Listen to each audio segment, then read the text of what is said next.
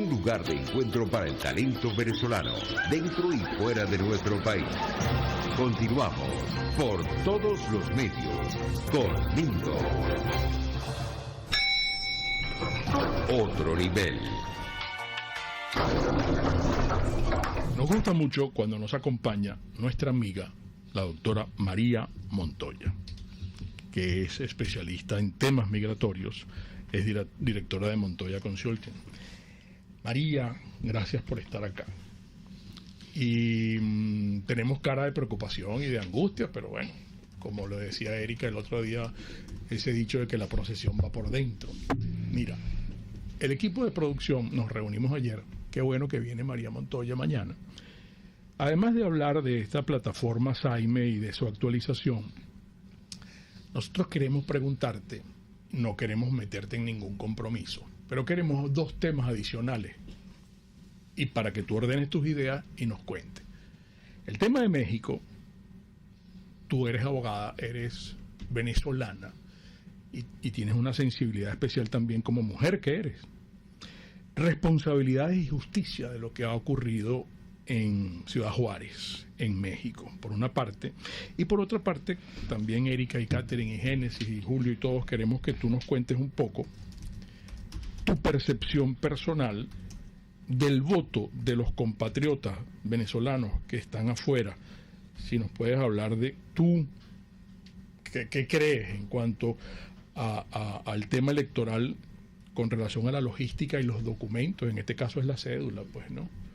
No sé por dónde quieres empezar, porque lo de México cada vez se retuerce más las informaciones que están apareciendo, pues, ¿no? Mira, el tema, buenos días, primero bienvenida. A las personas, Gracias. A las personas que se conectan a través de YouTube o del en vivo que estás haciendo en Instagram tú y yo al mismo tiempo. Es un tema de humanidad. O sea, dejemos a un lado las leyes, o sea, te está hablando una persona, un ser humano. Es un tema de humanidad. Los videos son desgarradores. Yo no entiendo qué costó tanto o por qué costó tanto simplemente pasar una llave para abrir una puerta. Y permitir que 39, 40 personas murieran y que otros tantos salieran heridos, indistintamente de la nacionalidad de estas personas. Uh-huh. Son seres humanos que al final, lo que están buscando es una forma de vivir mejor. No olvidémonos del sueño americano, que si vivir en Estados Unidos. No. Es gente que está buscando cómo vivir mejor. Así como cuando uno cambia de un empleo, como cuando uno cambia la pareja, como cuando uno se muda, como cuando uno se va a otra ciudad. Calidad de vida. Solamente buscar eso, buscar vivir mejor. Uh-huh. Entonces hay una serie de prejuicios y señalamientos con respecto a los venezolanos que siguen, hablando específicamente de nuestros gentilicios, sí, una cantidad de gente que sigue señalando a los venezolanos que siguen cruzando a pie, o que si se sigue usando el tapón de Darién, o que eso que pasó en Ciudad Juárez. Leí comentarios tan atroces como que bien hecho, porque es que ellos no están haciendo las cosas bien. Sí. O sea, terrible la disminución de la humanidad que existe en este momento. Hay una serie, inclusive escuché un penalista decir que había casi que apología al delito con esta situación, y hay una serie de elementos a estudiar y evaluar con respecto a quién corresponde la responsabilidad de lo que sucedió en este caso tan lamentable. Creo que lo que más está a la vista es la poca capacidad que tienen para manejar el tema de la migración en México, la forma equivocada en que la están haciendo, y los centros de detención que parecen más bien centros de reclusión, o sea, parecen cárceles, no son refugios para migrantes. Es más, no son refugios para personas refugiadas, valga la redundancia. Estas personas están en ese sitio porque les están prestando ayuda internacional, que además tienen el deber por tratados internacionales. Uh-huh. Pero sí les están prestando la ayuda correcta. Vuelvo al mismo tema de siempre, lo hemos hablado, Mingo y Erika, ¿qué pasa con toda aquella cantidad de dinero que se ha puesto para la ayuda de los migrantes venezolanos en nuestro caso? ¿Dónde está la auditoría de ese dinero? ¿Qué pasa con esa plata? ¿En dónde se invierte? ¿En dónde se gasta? Son muchos puntos. para ver en 30 minutos. Esto Claro. es básicamente un esbozo. Lamento muchísimo la pérdida, la pérdida de vidas siempre es lamentable. También leí otro comentario que yo tiendo a dejarlos pasar y a no contestarlos y a no engancharme, sobre todo en redes sociales, pero una persona decía algo así como, bueno, pero no romanticen, porque estas personas eran ilegales. Qué horror. Y yo le contesté a esa persona que dónde estaba el romanticismo en hablar de la pérdida de vidas humanas. ¿Qué de romántico puede haber en hablar de personas que murieron calcinadas Sí. porque no les permitieron la salida de un centro de acogida de migrantes? El país, dice un testigo del incendio de la frontera de México, los hombres encerrados gritaban y daban patadas a las paredes. En estos momentos son 39, pero parece que ahora no son 8 los venezolanos, sino 7, según otra fuente, pues, ¿no? Sí, todavía es una noticia que está en desarrollo hasta que no tengamos el detalle de las personas, por ejemplo, las que están heridas. Hay uno que el cuerpo de un joven venezolano no ha aparecido también.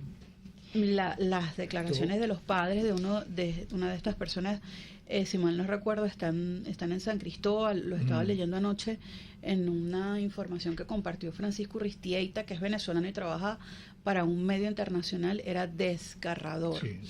En tanto y en cuanto no exista la posibilidad cierta de que, pues, a ver, los organismos migratorios, tanto de México como de Estados Unidos, se planteen posibilidades de solución a estos casos, la visibilización que hay que hacer de este caso, porque no se trata de amarillismo, se trata de que efectivamente observen la irresponsabilidad en la que ustedes caen por no tener medidas de seguridad, por tener personal no calificado o cualificado, y hablando ya así, romantizándolo, quizás la falta de empatía, que son seres humanos, o sea, ni siquiera a los animales se les puede tratar de esa forma. Sí.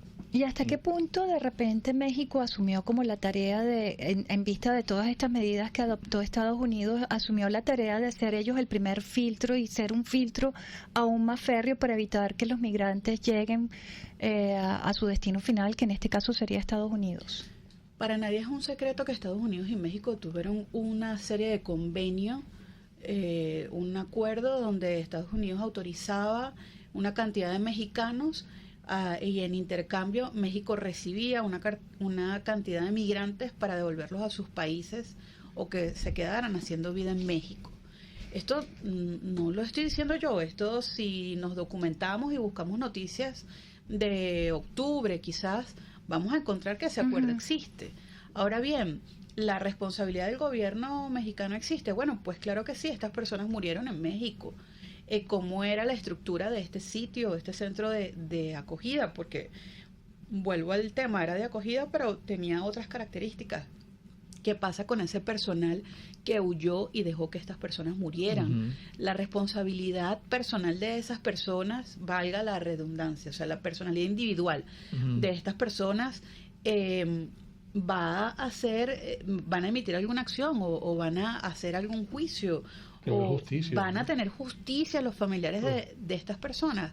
Eso lo veremos en los próximos días. Sí, mira, el otro tema que te planteamos, antes de que nos cuentes y nos hables de esta actualización de la plataforma del SAIME, es un tema sustantivo ahorita para los venezolanos en cuanto al avance que hay de cara a unas elecciones primarias y una elección el año que viene presidencial.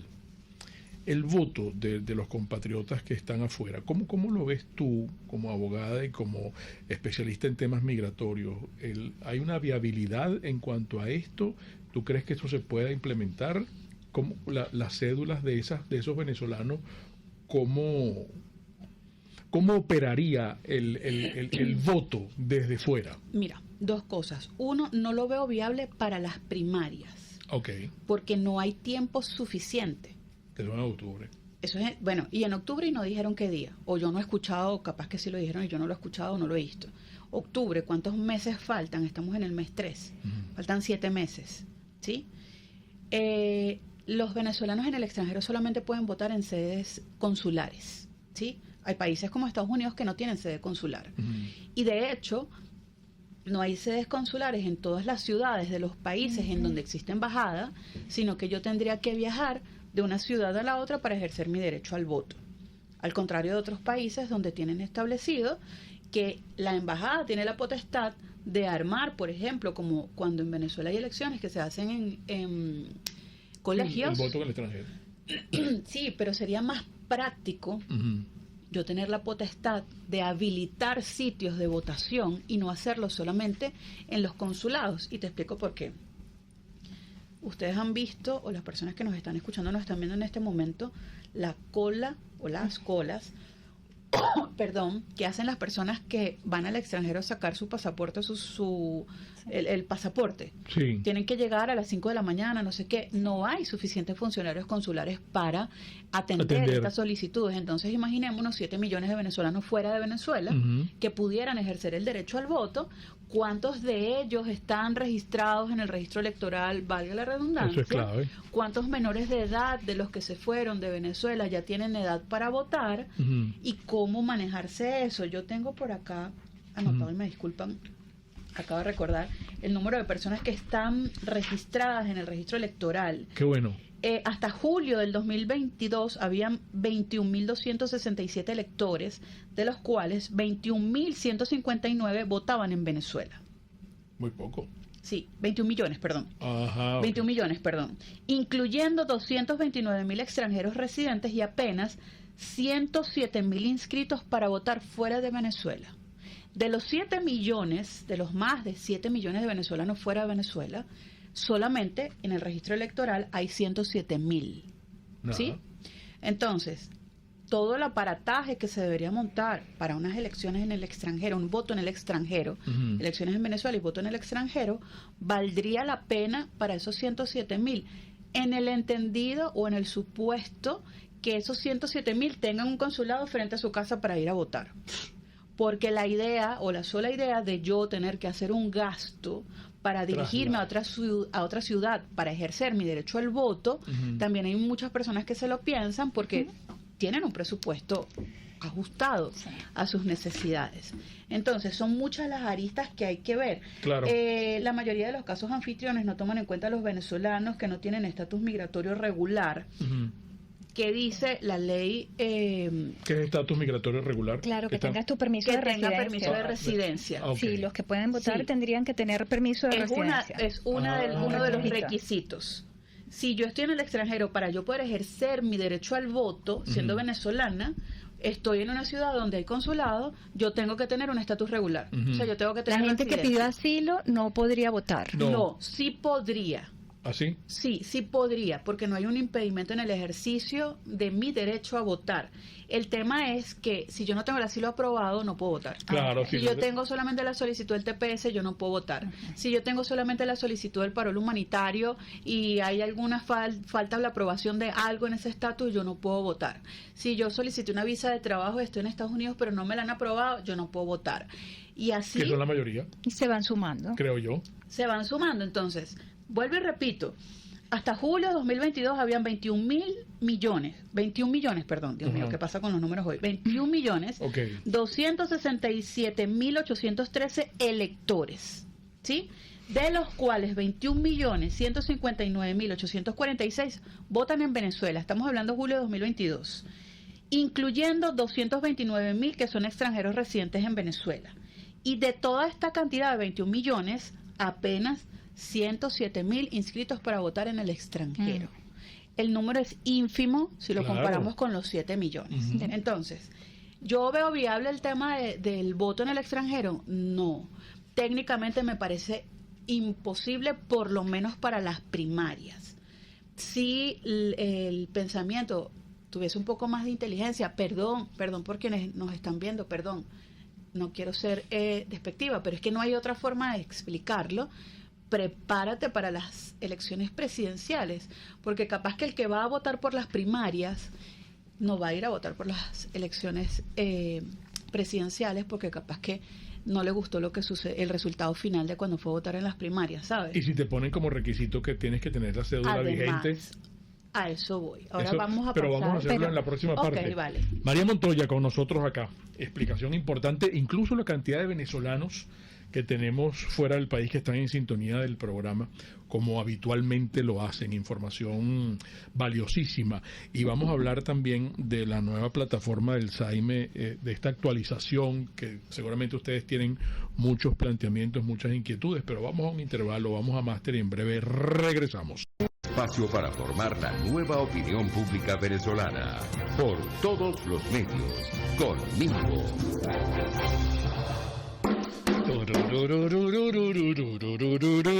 Pretty woman. La, ra, ra, ra, ra. Tú vas a quedar como con el look de la mujer bonita. Si vienes al salón de belleza Charena con doble E, allí te va a atender Teresa, que es toda una maestra estilista.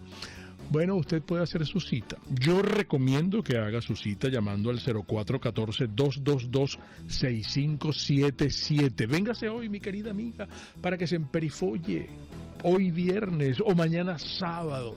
Usted entra a lo mejor con algún pesar y sale de alfombra roja cuando viene al salón de belleza Charena, Centro Comercial Galerías Prados del Este, en el local 3 en la planta alta, con todo cariño.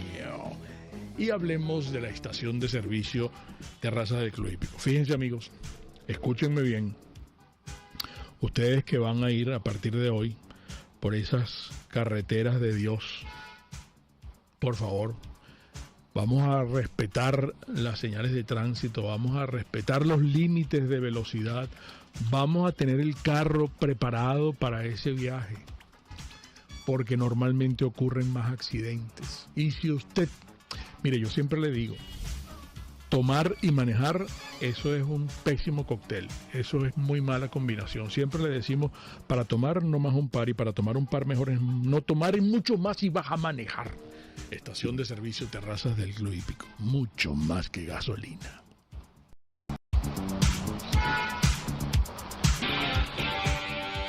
RCR 750 AM. Porque lo bueno une. Un periodista espontáneo, frontal, observador, inconforme, con mucho que decir y escuchar.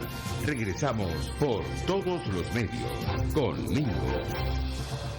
La doctora María Montoya es nuestra amiga, es abogada, especialista en temas migratorios, directora de Montoya Consulting, que ustedes pueden seguir además en las redes. Y dejábamos en puntos suspensivos para terminar incluso lo del voto de los compatriotas que están afuera, y hay inquietudes también que se suman a este diálogo constructivo de hoy que tenemos como siempre con María Montoya. María, te preguntan, ¿cómo una persona que pidió asilo por persecución se puede presentar en la embajada del país que lo persigue? Entonces eso dificultaría muchísimo la... Eso es un temazo. Volvemos cuando hablemos Eso es personal, sí, no, y cuando hablemos de la actualización del sistema SAIME, hay una situación que es parecida, que fue primero el huevo o la gallina. Lo que pasa es que mis derechos políticos no pueden ser violentados. Se supone, cuando hablamos de derecho puro y duro, se supone que mi derecho a elegir quién me represente es un derecho que yo no puedo subrogar en otra persona, que yo no puedo desplazar en otra persona, dárselo a otra persona, es mi derecho. Pero está en la Constitución. Ahora bien, el asilo ha sido también desvirtuado un poco la figura de asilo político, y por eso se les está dando el tratamiento a los venezolanos que han partido de refugiados. Hay una contradicción en yo presentarme a la embajada de mi país, del cual salí. Yo no estoy siendo perseguida política, a menos que sea ese caso. Okay. El perseguido político o el que es calificado de esta forma es porque tuvo la comisión de un delito que es considerado delito político en su país de origen, o porque es partidario de una asociación política que está en contravención al gobierno de turno, o porque también los asilos políticos en algunos casos los establecen por un tema de religión, ¿sí?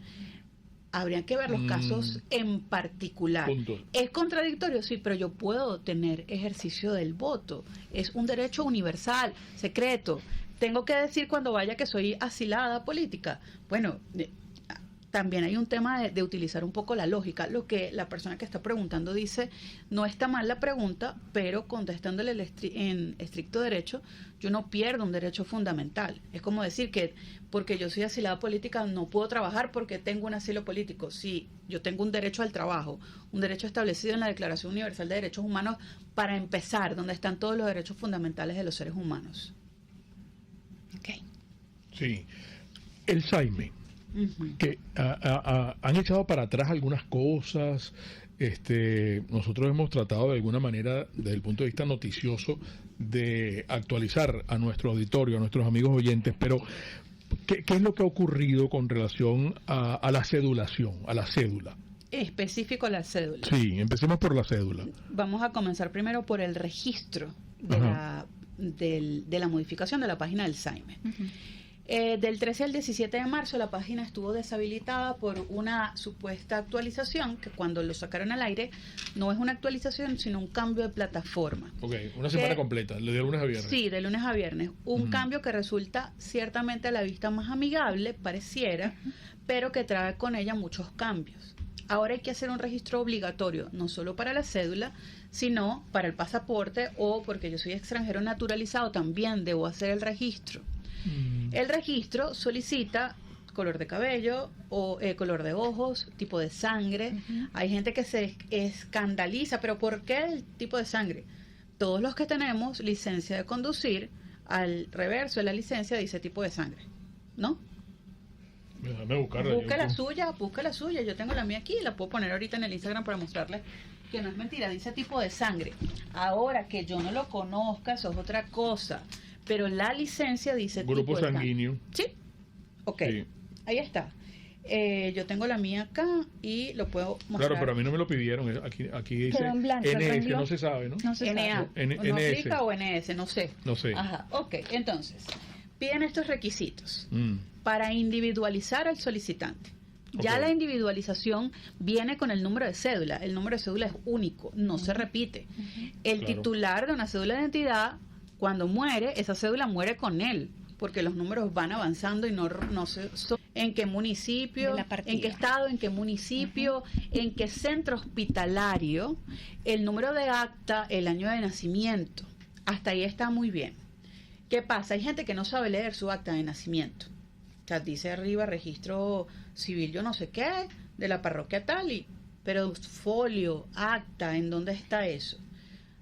Al leerlo, dice claramente en algún punto de la partida, acta, número, folio tal, expedida en fecha tal, registrada en el libro tal. Eso está muy bien hasta allí para los que son venezolanos, los que somos venezolanos. Ahora hay un impedimento en el avance de esto porque pasan dos situaciones. Una, el registro civil donde yo nací se quemó, lo mudaron. Ujú. Y cuando intento colocar ese registro civil, dice que ese registro civil No existe. Ujú. o por los cambios que han habido, sobre todo esto es para personas de 60, 65, 68. Es que a mí me registraron en el juzgado yo no sé qué cosa y ahora eso no se llama así, no sé cómo se llama. ¿Dónde busco la información? Yo no nací en ningún centro hospitalario, ninguna clínica. Yo nací en mi casa, con una Por partera. Por ejemplo, ¿qué coloco? Yo nací en un caserío. Para ir al Oye, qué hospital rollo. más cercano, yo debo trasladarme 45 minutos. ¿Qué pongo? Les estoy hablando de preguntas. De cómo es la página actualmente. Caray. No, Toda no la- solo de cómo es la página, de preguntas que me han hecho, Claro. que nos han hecho, nos escriben. Claro. Mírese, aquí me aparece eso, doctora, ¿Cómo que hago? pongo ¿Qué hago? allí. Claro. Entonces, bueno, nosotros vamos tratando, si usted nació, no sé, municipio Libertador, parroquia El Paraíso, y el centro hospitalario donde usted nació ya no existe, coloque otro. Mm. Ojo, esto no lo ha dicho el Saime, lo estoy diciendo yo, María Montoya, es una forma de avanzar. Claro. Para que avance en el trámite y pueda llegar al fin de la planilla y hacer la solicitud. Ah, que entonces cuando llegue ya no me van a hacer el trámite.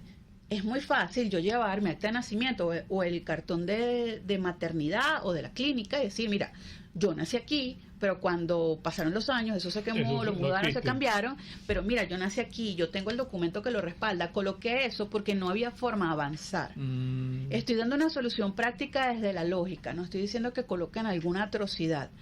Cualquier centro hospitalario de su municipio, por ejemplo, ya que no hay la opción de, si yo nací en mi casa, a mí, yo tengo No aparece. 80 años y voy a renovar mi pasaporte y cuando yo vine al mundo fue una partera en mi casa, ¿sí? Una matrona. Que es posible, pues.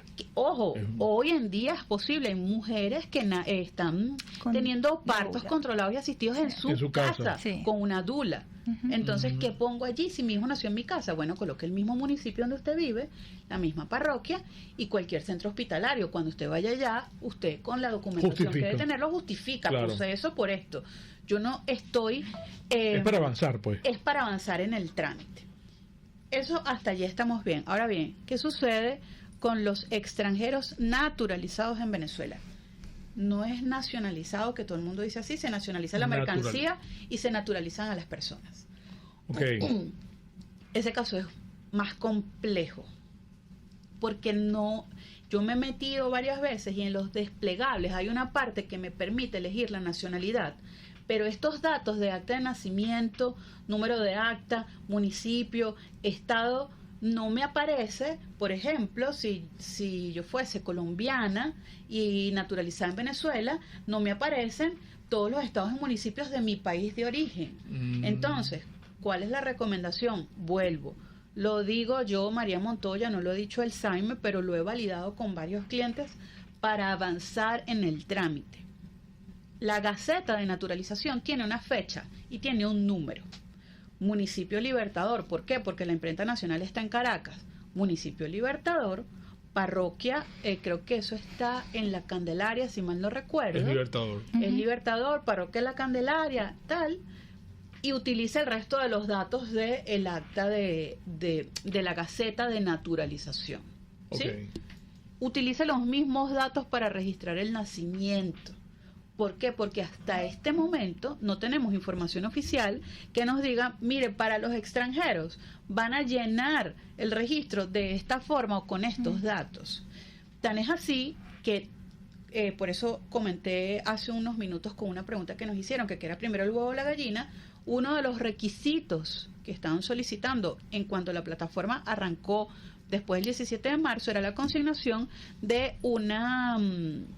Carta de... Sí, pero eso lo, Residencia. eso lo eliminaron. Constancia de residencia. Ajá. Para yo pedir la constancia de residencia me piden la cédula actualizada. Para pedir la cédula actualizada me piden la constancia de Pero residencia. parece que esa constancia de residencia la eliminaron. Sí. No, parece no. Eliminaron el trámite porque no tiene sentido. No, claro. ¿Cómo voy a pedir un trámite que para yo gestionarlo me Requiere pide la cédula actual, actual, que es lo que estoy tratando de tramitando, pedir? claro. ¿Sí? Con el transcurso de los días, seguramente el mismo SAIME va a validar cosas que o son incongruentes o que resultan poco prácticas para poder luego, bajo ese análisis, hacer alguna declaración y decir, mira, no vamos a hacer esto así, sino que lo vamos a hacer de esta forma. Mientras tanto, como hay más de 16.000 solicitudes en línea, que el mismo sistema dice, tiene tantas personas por delante, Wow. una forma de resolver sería esta. Me hago responsable de lo que estoy diciendo porque además no estoy diciéndoles utilicen datos que no existen. Su acta, su Gaceta de Naturalización tiene un número, tiene una fecha, se imprimió en Caracas, o si usted nació en su casa y no hay un sitio, no nació en un centro hospitalario, utilice el primer centro hospitalario del municipio donde usted nació. Claro. ¿Sí? Creo que se nos acabó el tiempo. Se nos está acabando el tiempo. ¿Hay alguna cosa que quieras agregar que crees que es Sí. importante para que no se queden Sí, creo que, cabos sueltos creo que aquí? es importante validar la información directo de lo que publica Red Social SAIME. Ajá. ¿Por qué? Porque he visto un montón de portales que replican la información y la información, no la replican, perdón, que suben información y la información tiene errores. Entonces vayamos a la fuente directa, escuchemos las entrevistas que le han hecho directamente a Gustavo Vizcaíno Ok. y guiémonos por lo que dice él. Yo lo veo todos los días, lo sigo, tengo notificaciones en mi teléfono de cuando el hombre habla, tal, porque finalmente él es el director del SAIME Ujú. y todas las pautas las va a dictar él. Claro. Ay, que un amigo me dijo que no sé qué, que Sí. él cree que no. Rumores. Sí, no, dejemos de hacer radio vasito, por favor. O sea, vamos a la fuente oficial. Normalmente cuando nosotros en Montoya Consulting publicamos esta información, es réplica directamente del SAIME. SAIME. Yo monto el video de la entrevista de lo que dijo Gustavo Vizcaíno, no es de lo que yo entendí de lo que dijo Gustavo Vizcaíno. Claro. Gustavo Vizcaíno habló, por ejemplo, de la actualización de las cédulas mediante un chip, que la cédula sea digital. O QR. Pero ya he visto publicaciones donde dicen, es que ahora la cédula es digital. No, el señor Vizcaíno dijo que está en proceso de análisis para saber cómo lo van a actualizar y que el presidente de la República lo va a autorizar. Eso fue lo que dijo Gustavo Vizcaíno. Pero al final, cuando se hace un proyecto de este tipo de reingeniería de una plataforma, eso no debería ya, cuando lo balanzas, llave en mano. Al final, para que no estés avanzando y retrocediendo en la toma de decisiones. Es un proyecto, debió haber sido un proyecto, llave en mano, completo, sin errores, revisado. No sé. Sí, ¿no? Creo, no sé, me da la impresión nada de que... ensayo y error, pues. Exacto. Que debiste hacer pruebas piloto antes de lanzarlo y tener entonces a los venezolanos y a los extranjeros frenados frente a la computadora intentando obtener la cita para renovar la cédula. Sí. María, gracias por estar acá. Siempre a la orden. Que se repita pronto, por favor. Ustedes me llaman y saben que aquí estaré. Gracias, María. La doctora María Montoya. Amigos, las interpretaciones finales de todo lo conversado y acá, como siempre, de ustedes. Y recuerden, el comunismo te quiebra las rodillas para que tengas que darle las gracias por las muletas. Hasta el lunes. RCR presentó Por Todos los Medios con Mingo. Mis amigos,